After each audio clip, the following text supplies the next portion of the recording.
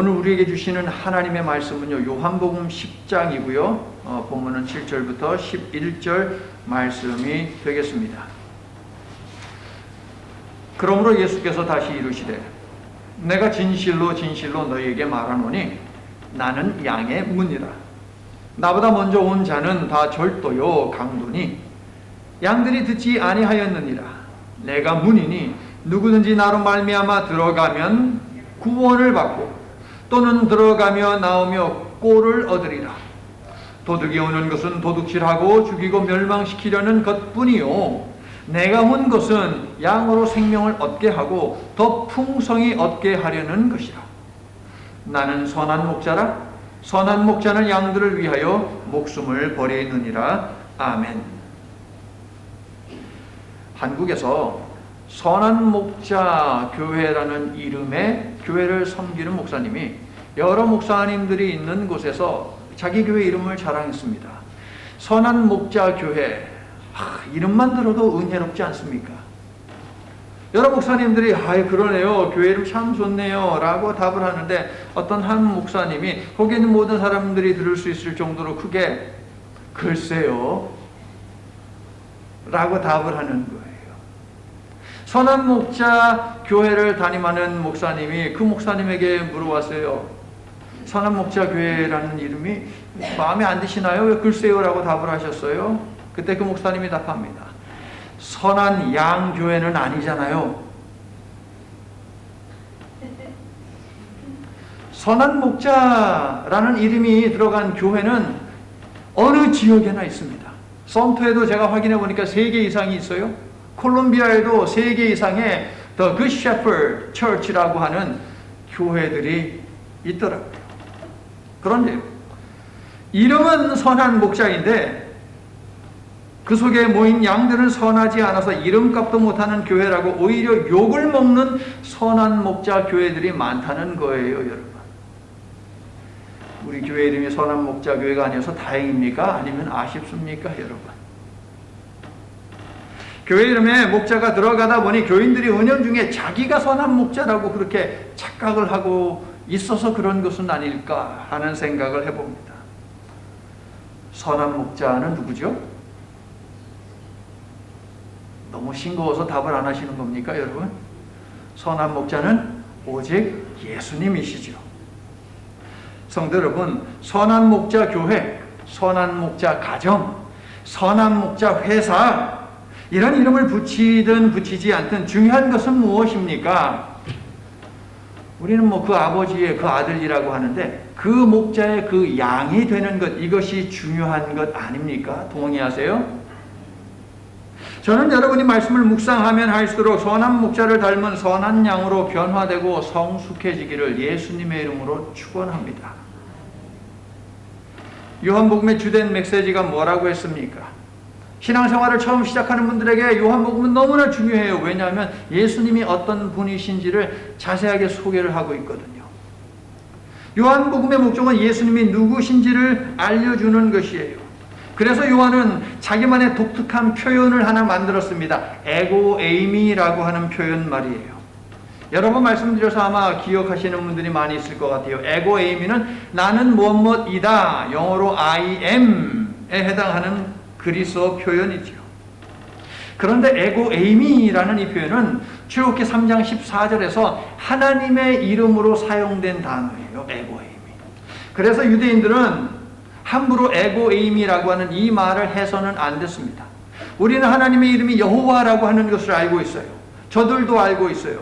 그런데 아는 우리는 여호와요 하면서 여호와 하나님의 이름을 부르면서 기도합니다. 그런데 저들은 여호와라고 부르면 안 돼요. 안 돼요. 그런데 그리스어 시대에 여호와라는 이름은 에고에이미이기도 하거든요. 그래서 에고에이미라고 말을 하면 안 돼요.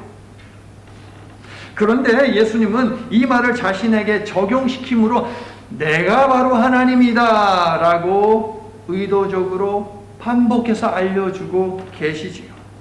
유월절을 배경으로 해서는 예수님이 에고에이미 생명의 떡, 나는 생명의 떡이다 라고 말씀을 하셨지요. 초막절을 맞이해서는 거기에 걸맞게 에고에이미 세상의 빛, 나는 세상의 빛, 이다라고 말씀을 하신 것 기억을 하실 것입니다. 오늘 10장에서 제가 선택한 본문은 7절부터 11절인데요. 이 말씀 안에 두 번이나 에고 에이미라고 하는 표현, 즉 예수님이 자신이 누구인지 드러내는 예수님의 정체성이 등장을 하고 있는데요. 자, 몇 절에 있는지 한번 찾아보세요. 에고 에이미 양의 문 어디죠? 7절.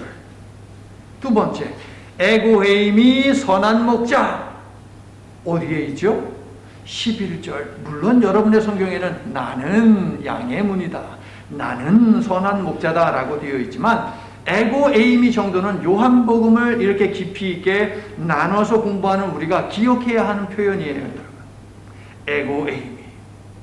예수님은요, 수전절을 배경으로 해서 앞에서 유월절을 배경으로 하여서 나는 생명의 떡이다라고 하셨고, 초막절을 배경으로 해서 나는 세상의 빛이다라고 하셨듯이 수전절이라고 하는 유대인의 절기를 배경으로 해서 무엇이라고 하시느냐? 나는 양의 문이다, 나는 선한 목자다라고 하시는 거예요. 그러므로 이 두 표현은 지금 수전절이라고 하는 이 절기하고 관계가 되어 있겠지요. 선한 목자. 어떤 그림이 그려지십니까? 선한 목자 하면 인자한, 웃고 있는, 포근한, 사랑이 넘치는 그러한 모습입니까? 지팡이를 들고 있고 푸른 초원에서 한쪽에는 계곡물이 잘 흐르고 그런 데서 양을 치는 목자의 모습입니까, 여러분? 혹시 시편 23편을 떠올리는 분들이 계십니까? 오늘 우리가 예배 전에 선한 목자와 관계된 찬양은 다 불렀어요. 혹시 그 찬양 중에 하나를 기억하시는 분이 계실까요? 오늘을 사는 우리에게 목자라는 단어와 가장 잘 어울리는 단어가 무엇일까?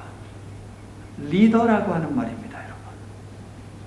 그러니까 요한복음 10장은 누가 진짜 리더인가라는 주제 속에서 예수님이 자신을 선한 리더라고 소개하고 있는 것이지요.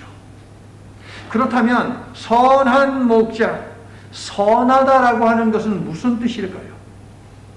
요한복음 10장이 말하는 선함이라고 하는 것은 우리를 알고 계심이라는 뜻이에요, 여러분. 알고 계심. 즉 관계를 강조하는 것이 본문에서 말하는 선한 목자의 특징이에요, 여러분. 3절을 보세요. 그가 자기 양의 이름을 불러 인도하여 내느니라.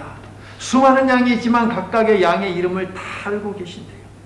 그런데 양의 이름을 안다는 것은 단지 인지적으로 알고 있다는 것이 아니에요. 개똥이, 소똥이, 말똥이, 홍길동 그런 이름을 알고 있다는 인지적 차원에서의 그것이 결코 아닙니다.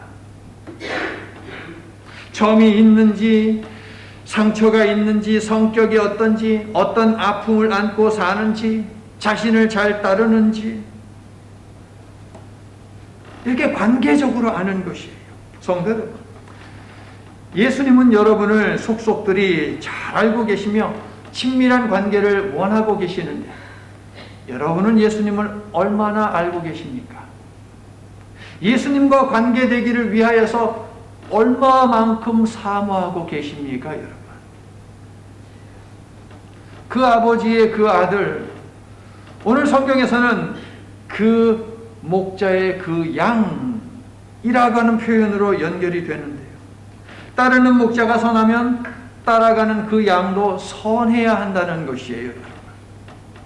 구약으로 말하자면 하나님이 거룩하니 너희도 거룩할지어다 라는 것이 되겠죠. 여러분이 선한 목자 되신 예수님을 따라가는 양이라면 여러분 또한 선해야 하는데 중요한 것, 선하다는 말씀드렸다시피 도덕적으로 윤리적으로 결점이 없다, 흠이 없다, 그 의미가 결코 아니에요, 여러분. 3절 양은 그의 음성을 듣나니, 이게 바로 선한 양이에요. 선한 목자의 음성을 듣는 양이 바로 선한 양이에요. 4절 목자가 자기 양을 다 내놓은 후에 앞서가면 양들이 그의 음성을 아는 고로 따르오되, 선한 양은 선한 목자의 음성을 듣고 따라가는 양이에요, 여러분. 5절은 우리가 함께 읽을게요. 5절 함께 시작. 타인의 음성은 알지 못하는 고로 타인을 따르지 아니하고 도리어 도망하느니라. 목자가 아닌 자들의 음성이 들리면 그 음성이 아무리 달콤하고 부드러워도 그 음성을 따라가지 않는 양이 바로 선한 양이라는 것이에요, 여러분. 저는 여러분이 이러한 양이 될 수 있기를 예수님의 이름으로 축원합니다. 우리는 매일 선한 목자가 아닌 다른 사람들의 음성을 여러 번 듣게 되는데요, 대부분이 나의 음성이에요. 나의 목소리예요. 동의하세요, 여러분? 선한 목자의 선한 양이라면 내 목소리가 아닌 예수님의 목소리에 더욱 귀를 기울여야 하는데요. 선한 양이 되는 길 어떻게 쉽습니까? 어렵습니까? 내 목소리를 내려놓고 예수님의 목소리를 점점점 거기에 귀를 여는 것, 이것이 선한 양이 되는 길인데 쉽냐고요? 어렵냐고요? 여러분? 쉬운 것 같은데 어렵잖아요. 그죠? 쉬운 것 같은데 어려워요. 부모님이 얘야 뭐 이렇게 하거라, 그 소리는 들려. 그런데 그렇게 하는 것이 솔직히 여러분 어렸을 때 어려웠죠. 다 똑같잖아요, 여러분. 신앙의 세계에서도 똑같은 거예요. 하나님 아버지가 말씀하시는데, 우리의 친구 대신 우리의 신랑 대신 예수님이 말씀하시는데, 사랑스럽게 속삭이시는데, 생명을 주기 위해서 말씀하시는데, 할 때로는 그 소리가 너무 듣기 싫어. 안 들어와. 선한 목자. 그렇다면 당시 사람들이 기대하는, 당시 사람들에게 있어서 선한 목자는 어떤 사람이 선한 목자였을까요? 당시의 목자상은요, 우리가 생각하는 부드럽고 인자한 모습이 아니에요. 상당히 중요한 이야기예요, 이 이야기는. 다시, 당시 사람들이 생각하는 목자의 모습, 목자상이 있잖아요. 부드럽고 인자한 그런 모습이 아니에요. 유대인들은요, 강한 것을 넘어 폭력적인 모습을 리더에게 기대했는데, 그들이 생각하는, 그들의 머릿속에 있는 목자상은 바로 그런 목자예요.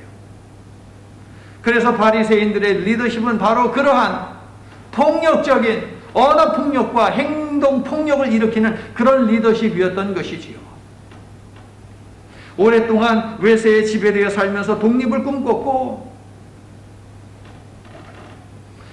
수전절의 창시자라 할 수 있는 로마라는 권력을 무너뜨리고 무너진 이스라엘을 재건할 왕, 그런 리더, 그런 목자를 예수님에게 기대했고, 그래서 예수님을 억지로라도 왕으로 세우려고 했던 것이지요. 수전절, 마카비 뭐 이런 거 얘기 나오는데 다 설명을 드릴게요. 하지만 지난주 강조한 대로 예수님은 로마의 권세가 아닌 죄와 사망의 권세에서 우리를 해방시키기 위해서 이 땅에 오신 분이시죠. 그리고 예수님이 선택하신 방법은 폭력을 휘두르는 것이 아니었죠, 여러분.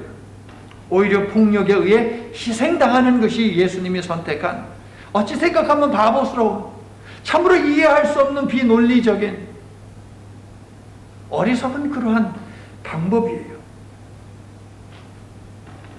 나는 양의 문이다 라는 예수님의 말씀은 예수님의 희생적인 사랑을 보여주는 말씀이에요. 나는 양의 문이다. 오늘 종려주일의 선한 목자이신 예수님은 양의 문이 되기 위해서 예루살렘 성에 입성한 것이에요, 여러분. 양의 문이 되기 위해서. 그것도 제가 설명을 드릴 거예요. 선한 목자를 말씀하신 이유는 말씀드렸다시피 나는 생명의 떡이다라고 유월절을 배경으로 말씀하시고, 나는 세상의 빛이다라고 초막절을 배경으로 말씀하셨듯이 수전절을 배경으로 거기에 맞는 유대인들이 잘 이해할 수 있는 그 표현을 예수님이 사용하고 계시는데, 예수님이 말씀하시는 선한 목자와 그들이 머릿속에 그리고 있는 목자의 모습은 정반대의 모습이에요. 폭력적인 모습은 예수님에게 전혀 없어요. 오히려 희생을 당하는 것, 그게 바로 선한 목자이죠. 여러분 혹시 하누카라고 하는 말을 들어보셨습니까? 하누카, 유대인들의 절기예요. 민집사님 하누카 들어봤어요? 미국 친구들이 있는 분들은 하누카 알 거예요. 유대인들은 수전절을 하누카라고 부릅니다. 하누카는 봉헌이라는 뜻입니다. 교회 달력을 제가 확인해 보니까 11월 29일이 올해에는 하누카입니다. 신약에서는 엔카이니아라고 하는데 봉헌과 함께 재건이라는 뜻이 있어요. 다 집어치우고 수전절을 의미하는 유대인들이 하누카라고 부르는 그것은 무엇이냐? 봉헌이고 재건이에요. 봉헌한 날이고 재건한 날이에요, 여러분. 두 개를 합치면 봉헌해서 재건해서 봉헌한 날. 그게 바로 수전절 한우카인 것이죠. 자, 수전절, 처음 들어보는 말이죠. 굉장히 생소해. 수전절, 한자어인데요. 수전이라는 한자어에서 전은 성전, 성전을 의미하는 것이고, 수는 닦는다, 그 다음에 고친다라는 뜻이에요. 그러니까 뭘 고쳐요? 뭘 닦아요? 뭘 청소를 해요? 성전. 성전을 정화시킨 날, 성전을 재건한 날, 그래서 그 성전을 하나님 앞에 드린 날, 그날이 바로 한우카, 그날이 바로 수전절이에요. 자, 22절 보세요, 여러분. 거기에 수전절이라고 나와 있어요. 때는 수전절 즈음 되었다라고 하는 것을 우리가 알 수 있겠죠, 여러분. 자, 정리하면 수전절 한우카는 성전을 제거하여 하나님께 드린 날을 기념하는 날입니다. 예수님이 오시기 약 170년 전 즈음에 이스라엘은 안티오쿠스 4세라고 하는 왕에 의해서 지배를 당했는데요. 정말 사악하기 그지없는 왕이 바로 안티오쿠스 4세라고 하는 왕이었습니다. 그는 이렇게 했습니다. 하나님 앞에 예배해야 하는 그 성전 아닙니까? 거기에다가 당시 그리스 신화에 따르면 모든 신들의 왕, 모든 신들의 아버지가 누구냐 하면 제우스 신이거든요. 제우스 상을 갖다가 하나님의 성전 안에다 딱 갖다 놓고 예배를 드리라고 했어요. 할례를 금지했습니다. 안식일을 지키지 못하게 했습니다. 그리고 나의 생일을 매일 너희들은 매월 기념해야 한다라고 하면서 25일, 매월 25일에 돼지를 잡아가지고 하나님의 성전에서 예배를 제사를 하게 했습니다. 자, 유대인들이 돼지를 제사에 사용합니까? 결코 사용을 하지 않죠. 부정한 짐승이어서 아예 먹지도 않거든요. 가까이 하지도 않거든요, 여러분. 유대인들의 입장에서는 어떻습니까? 뚜껑이 열리죠. 분노하지요. 분노가 점점 뭉칩니다. 누가 하나 나를 따르라 하면 유대인들이 다 들고 일어날 분위기예요. 그때 들고 일어난 사람이 바로 마카비라고 하는 사람이에요. 마카비는요, 뜻이 뭐냐면 쇠몽둥이에요. 쇠몽둥이. 쇠몽둥이라는 이름의 젊은이가 들고 일어났어요. 나를 따르라. 저 안티오쿠스에 저항하자. 성전을 회복하자. 성전을 정화하자. 성전의 제사를 하나님께 온전히 드리는 그 제사를 회복하자라고 하면서 일어났어요. 안티오쿠스에 맞서서 싸우게 됩니다. 3년 동안 전쟁을 하는 거예요. 3년간의 전쟁을 통해서 마카비 혁명은 이겼어요. 성공을 거뒀습니다. 마카비는요, 성공을 거둔 다음에 가장 먼저 무엇을 했느냐? 성전을 재건하는 거예요. 그리고 그 성전에서 예배를 드리는 것이죠. 성전을 재건하고 하나님 앞에 그 성전을 드리면서 그때부터 지키기 시작한 것이 바로 수전절이에요, 수전절. 그래서 유대인들은 8일 동안 수전절 시작부터 8일 동안 이때 성전을 정화하게 하신 하나님, 성전을 재건하게 하신 하나님의 그 은혜를 기억하고 감사하면서 이 수전절 절기를 지금도 지키고 있습니다. 그런데 성도 여러분, 성전을 온전히 정화한 날, 성전을 온전히 재건한 날이 언제냐? 바로 오늘 종려주일입니다. 여러분. 예수님은 만민이 기도해야 하는 하나님의 집을 강도의 소굴과 상점으로 정을 전락시킨 자들을 내쫓고 그러한 성전의 사형을 선고하시지요. 그리고 새로운 성전을 세우셨습니다. 너희가 이 성전을 헐라 내가 사흘 동안에 일으키리라. 예수님은 죄로 인해 타락한 옛 성전의 사망을 언도하시고 새 성전의 시작을 알리시는데 자신이 바로 새 성전으로 오신 분임을 드러내셨습니다. 언제? 오늘 종려주일에 말입니다. 예수님이 선한 목자임을 알리는 오늘 본문 10장은 새 성전으로 오시어 성전을 정화하신 예수님이 바로 유대인들이 지키는 수전절의 주인이다라고 하는 것도 요한복음 10장은 선포하고 있는 것이에요. 성전의 주인, 성전을 정화하신 분, 새로운 성전으로 오셔서 우리들에게 주신 분, 그리고 그 은혜를, 그 수전절의 은혜를 주신 분, 그 주인공은 바로 예수님이다라고 유대 사회를 향해서 당당하게 요한은 선포를 하고 있는 것이죠. 오늘은 좀 그림이 다릅니다. 앞에 뭡니까, 여러분? 촛대가 있습니다. 불이 몇 개가 있습니까?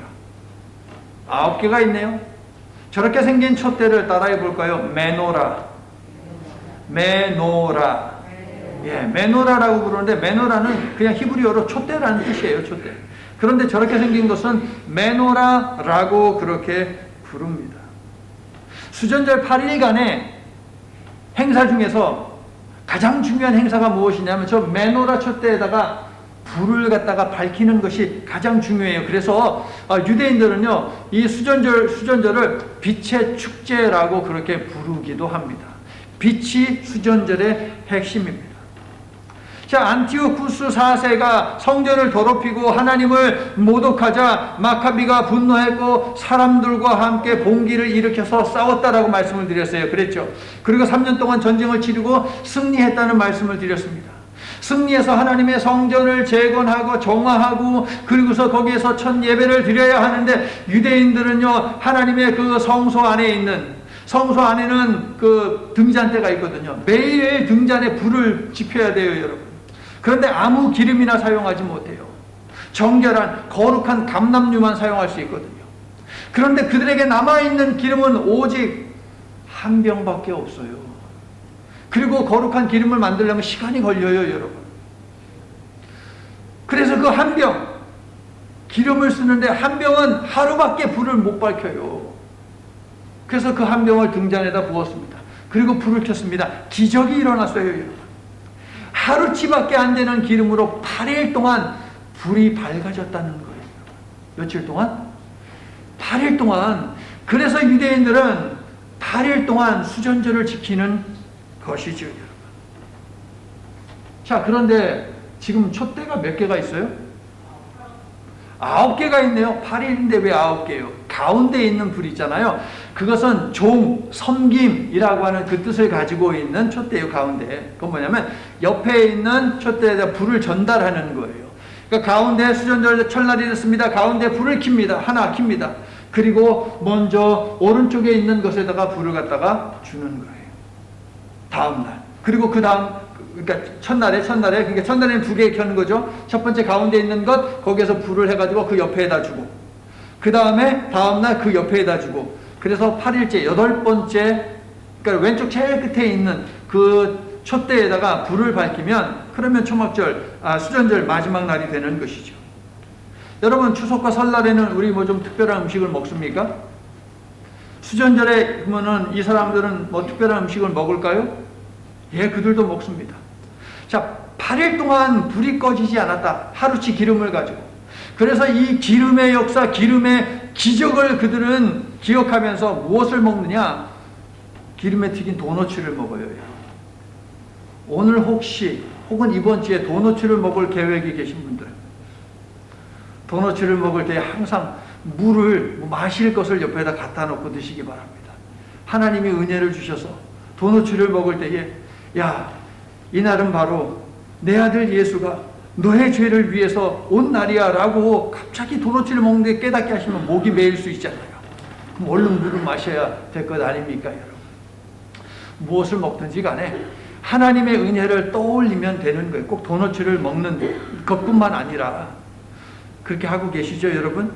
무엇을 먹든 하나님께서 주신 그 은혜를 생각하면서 감사할 수 있는 우리 모두가 될 수 있기를 예수님의 이름으로 축원합니다. 자, 선한 목자 이야기를 하다가 제가 수전절에 관한 설명을 드리는 이유가 있습니다. 성전을 정화하신 예수님이 바로 이 수전절의 주인이다라는 것을 말씀드리기 위해서이죠. 그리고 수전절, 이 절기의 핵심 예식인 불 밝히기 아닙니까? 그 불이 바로 예수님이다라고 하는 것도 알리기 위해서 제가 설명을 드린 것이에요. 결국 요한복음 8장, 요한복음 9장, 요한복음 10장, 이 세 개의 장 모두 다 예수님은 빛이다라는 사실을 증거하고 있습니다.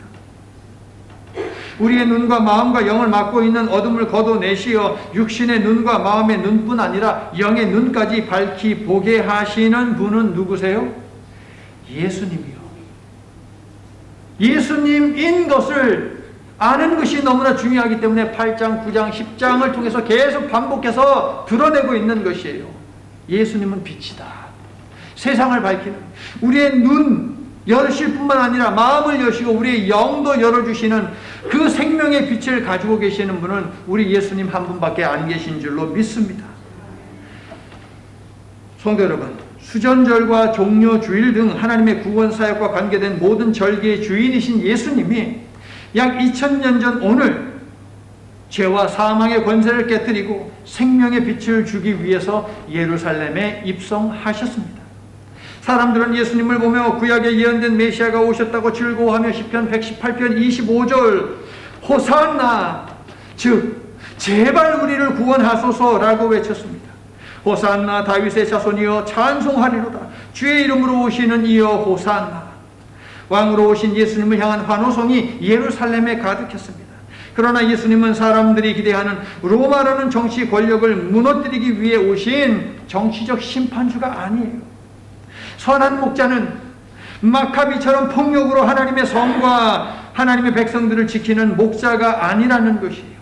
바리새인들처럼 사람들 위해 군림하고 율법을 잣대로 하여 정죄하고 심판하는 그런 리더로 예수님은 결코 오지 않으셨어요.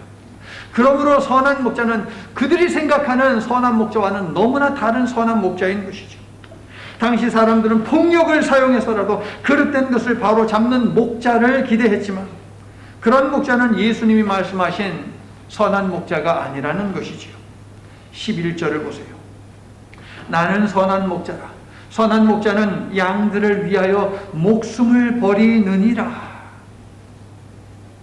오히려 선한 목자는 양을 위해서 자기 생명을 버리는 목자입니다, 여러분.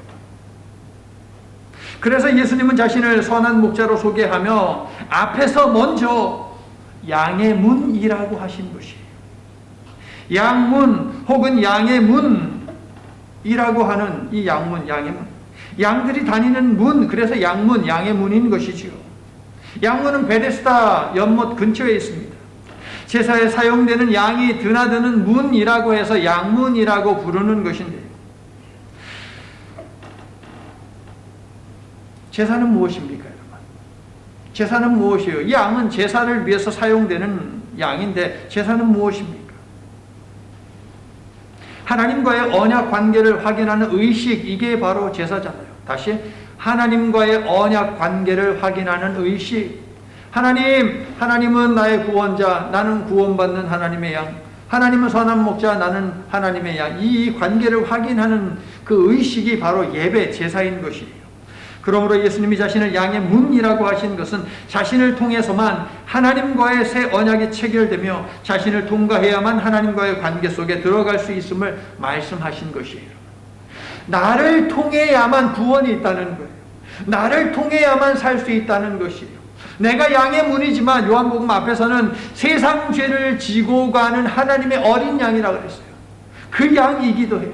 예수님을 통과하지 않으면, 예수 그리스도의 그 보혈을 통과하지 아니하면 세상에 구원받을 수 있는 사람은 단 한 사람도 없다라고 예수님이 말씀을 하고 계시죠. 그 양의 문을 통과한 그 양들은 어떻게 되는 것입니까? 삽니까? 죽습니까? 죽음이죠. 그러므로 예수님이 양의 문이라고 하는 것은 나는 죽음으로 간다는 거예요, 여러분. 나는 선한 목자인데 선한 목자인 나는 양의 문이고, 그 의미는 무엇이냐면 나는 죽음을 향해 간다는 것이에요. 너희를 구원하기 위해서. 이게 바로 기독교의 역설입니다, 여러분. 누군가를 살리기 위해서는 내가 죽어야 한다는 거예요, 여러분. 너희들을 살리기 위해서 내가 죽었다라는 것이에요. 그게 바로 기독교예요, 여러분.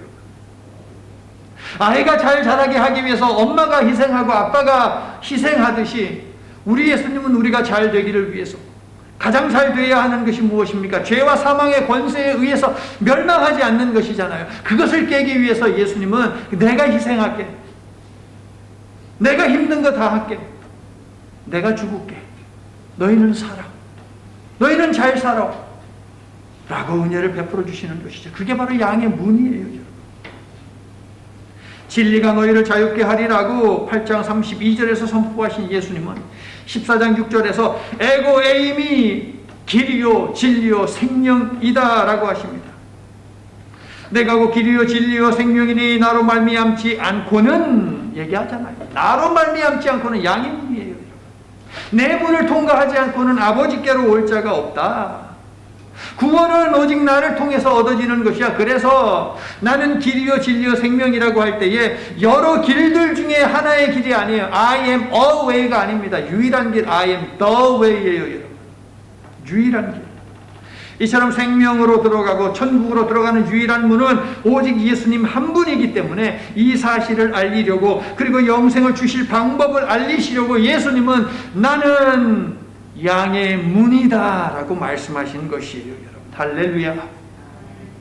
8절부터 10절을 보시면 양의 문이 되신 선한 목자 예수님을 통과한 자들에게 주시는 복에 대해서 설명을 하고 있어요, 여러분. 자, 우리에게 복을 주시겠다라고 하니까 귀가 어떻게 좀 더 열리십니까, 여러분?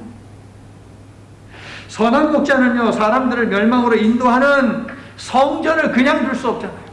이 성전이 구원받는 통로가 돼야 되는데 멸망당하는 통로가 되고 있어요, 여러분. 그런 성전은 어떻게 해야 돼요? 없애버려야죠. 그래서 우리 예수님이 이 성전을 헐어라, 헐어라라고 하는 것이, 감히 그런 얘기를 할 수 없어요. 유대인들은 헐어버려. 아무리 정화를 하려고 해도 되지가 않아. 더 이상 가능성이 없어. 사형을 언도해 버리시잖아요. 내가 사흘 만에 다시 세울게.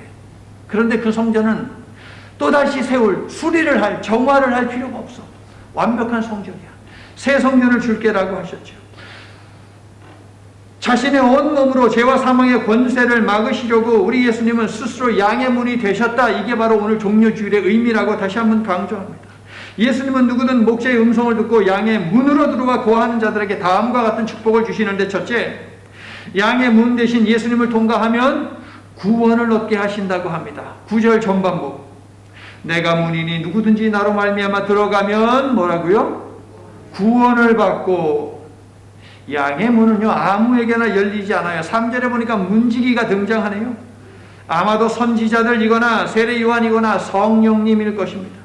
문지기는 주인 목자가 아닌 다른 자들에게는 결코 문을 열어주지 않죠. 주인이 아는데 왜 문을 열어줍니까, 문지기가? 자, 양떼를, 여러분, 양치는 것 하루 나가서 먹이고 들어오는 게 아니에요. 한번 나갔다 하면 몇 달씩 있다가 오기도 해요, 여러분. 그럼 밖에서 자기의 양들을 갖다가 먹이고 재우고 해야 될 것 아니에요. 그럼 밖에는 들짐승들이 있잖아요. 강도들도 있잖아요. 그러므로 최대한 안전한 곳에 자신의 양들을 보호하겠죠. 그래서 동굴을 많이 사용했어요. 동굴에는 입구가 하나예요, 두 개예요, 아니면 더 많아요? 동굴은 입구가 하나예요. 그러면 그 입구만 지키면 되는 거예요. 돌 무더기가 막 쌓여가지고 자연적으로 형성된 그런 울타리도 있어요. 거기에도 입구는 하나예요. 그러므로 양의 문이 된다라고 하는 것은 뭐냐면 그 입구를 갖다가 목자가 가로막고 서 있는 거예요, 여러분. 가로막고 서 있음으로 말미암아 사나운 짐승이 들어오지 못하게 하는 거예요.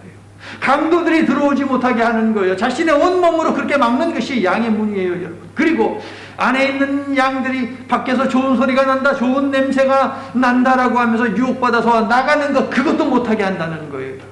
그게 바로 나는 양의 문이다라고 하는 의미가 되겠습니다, 여러분. 1절을 보시면 절도와 강도가 들어오지 못하게 하겠다라고 1절에서 이야기하잖아요. 성도 여러분, 예수님은 내적인 유혹과 외적인 온갖 위험들을 막아주시어 자신의 양을 구원하시겠다고 약속하셨습니다. 자신의 온 몸을 던져서라도 말입니다. 이 양의 문이 되신 선한 목자 예수님 안에 거함으로 항상 안전하시기를 예수님의 이름으로 축원합니다. 두 번째, 예수님은 우리를 울타리 안에 들여 구원하실 뿐만 아니라 두 번째, 신선한 풀도 주시는 분이에요, 여러분. 9절 후반부, 들어가며 나오며 뭘 얻는데요? 꼴을 얻는데요, 꼴. 신선한 풀이지요. 선한 목자 하면 시편 23편을 우리가 언급하지 않을 수 없어요. 여호와는 나의 목자시니 그가 나를 푸른 풀밭에 누이시며 풀꼴하오네. 쉴만한 물가로 인도하시는도다. 성도 여러분, 하나님은 만나만 주지 않으셨어요. 메추라기도 주셨어요. 예수님은 빵만 주지 않으셨어요. 물고기도 주셨어요. 예수님은 풀만 주지 아니하세요. 물도 주세요. 할렐루야. 이것을 지난 주일에 보너스 축복이라고 말씀을 드렸습니다. 양의 문이 되신 선한 목자 예수께서 여러분의 영혼을 구원하실 뿐만 아니라 여러분의 필요도 채워주시기를 예수님의 이름으로 축원합니다. 세 번째로, 예수님은 양으로 생명을 풍성히 얻게 하시겠다고 약속하십니다. 10절 후반부. 내가 온 것은 양으로 생명을 얻게 하고 더 어떻게? 풍성히 얻게 하려는 것이다. 여러분, 구원의 핵심은 뭐예요? 구원의 핵심은 생명이에요. 생명. 여러분, 기독교의 핵심 진리인 이 말씀 10절 후반부의 이 말씀은요, 여러분 밑줄 더 그으시고요, 요한계시록에 이야기하듯이 통째로 집어삼켜 버리세요. 통째로 먹어버리세요. 10절 후반부 함께 읽을게요. 시작. 내가 온 것은 양으로 생명을 얻게 하고 더 풍성히 얻게 하려는 것이다. 할렐루야. 시편 23편 1절도 여호와는 나의 목자시니 내게 부족함이 없으리로다 라고 말씀하는데, 성육하신 예수님도 우리를 자신의 생명으로 풍성하게 하시겠다고 약속을 하십니다. 할렐루야. 성도 여러분, 세상에는 예수께서 주신 이 생명을 노리는 자들이 너무 많아요. 해하려고 하는 자들이 너무 많아요. 그런데 그 많은 자들이 떠드는 소리 가운데 우리의 소리가 또 많이 있다는 거예요. 여러분, 조심해야 하겠죠. 예수님은 나면서부터 시각장애를 가진 청년의 눈을 뜨게 하시어 그에게 빛을 주셨지요.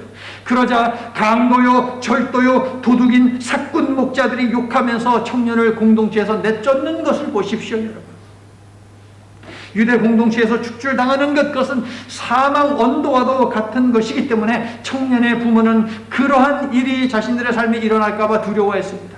그래서 해야 하는 말을 하지 않았어요. 그러나 양은 목자의 음성을 알기에 청년은 선한 목자 되신 예수님을 지우자로, 선지자로, 하나님께로부터 오신 메시아로 인정하지 않았습니까, 여러분? 그에게 예수님의 생명이 풍성해졌기 때문에, 그래서 위기 탈출에 믿음이 생겨서 담대할 수 있었던 것이에요. 여러분, 양 되신 성도 여러분, 선한 목자의 음성에 귀를 기울이면 이런 담대함이 생기는 거예요. 세상이 감히 나에게 어찌하랴, 환난이나 적신이나 곤고나, 하나님의 사랑에서 나를 뗄 것은 존재하지 않는다는 것이에요. 여러분의 고백이 기도하시면 아멘 합시다. 내가 사망의 음침한 골짜기로 다닐지라도 해를 두려워하지 않을 것은 주께서 나와 함께 하심이라. 할렐루야. 여러분에게도 예수님의 생명으로 풍성히 채우시어 세상을 두려워하지 않는 그 생명을 얻게 하시기를 예수님의 이름으로 축원합니다. 오늘 종료주일은 우리에게 풍성한 생명을 주시려고 십자가 고난과 죽음이 기다리는 예루살렘으로 입성하신 날인데, 풍성한 이 단어의 의미에 대해서 조금만 더 설명드리고 말씀을 맺도록 하겠습니다. 풍성한, 여기에 해당하는 그리스어는요, 초과하다라는 뜻을 가지고 있어요. 초과하다. 즉 채우고도 남음이, 그것이 바로 풍성함이라는 것이에요. 누가복음 6장 38절에 이야기하듯이 누르고 흔들어 넘치도록 부어주시는 은혜가 바로 풍성한 은혜예요. 여러분, 저는 우리 하나님께서 여러분들에게 바로 이와 같은 은혜를 주시기를 예수님의 이름으로 축원합니다. 2만 명을 육박하는 사람들을 오병이어로 먹이시고도 12강줄이나 더 남기지 않으셨습니까? 이게 바로 풍성한이라는 단어의 뜻이에요. 여러분, 예수께서 주신 생명이 여러분의 삶에도 흘러 넘칠 수 있기를 예수님의 이름으로 축원합니다. 영어로 풍성함, 이것은 abundance라고 하죠. 이 단어의 라틴어 어원이 무엇이냐? 끊임없이 밀려오는 파도의 움직임이에요. 여러분, 파도 보셨어요? 여러분, 바닷가에서 잔잔하든 아니면 좀 세든 어쨌든 바다에는 파도가 있어요. 여러분, 일렁이는 것이 있어요. 계속해서 해변으로 밀려오지 않습니까? 넘어오지 않습니까? 여러분, 그게 바로 풍성한이라는 단어의 뜻이에요. 예수님이 주신 생명은 우리로 하여금 남기는 은혜를 주실 뿐만 아니라 그 은혜가 우리의 삶에 파도가 계속 밀려오듯이 그렇게 밀려오게 주시겠다는 거예요. 여러분, 이러한 은혜가 여러분의 삶을 풍요롭게 해 주시기를 예수님의 이름으로 축원합니다. 기도합니다. 상상할 수 없는 사랑을 우리 죄인들에게 보이신 하나님, 우리를 구원하시기 위해 하나님의 아들 예수님이 오늘 우리들에게 양의 문으로 오셨습니다. 선한 목자 되신 예수님의 음성을 듣는 모든 자들에게 구원과 꼴과 생명의 풍성함을 주시겠다고 하신 약속을 오늘 저희들이 붙듭니다. 저희를 모든 시험과 악에서 건지시어 구원하여 주시옵소서. 그리고 이 세상을 살아가는 데 필요한 것들로 풍성하게 채워주시옵소서. 그래서 선한 목자에 걸맞는 선한 양들로 예수님과 함께 살아가도록 주님 도와주시옵소서. 예수님 이름으로 기도합니다. 아멘.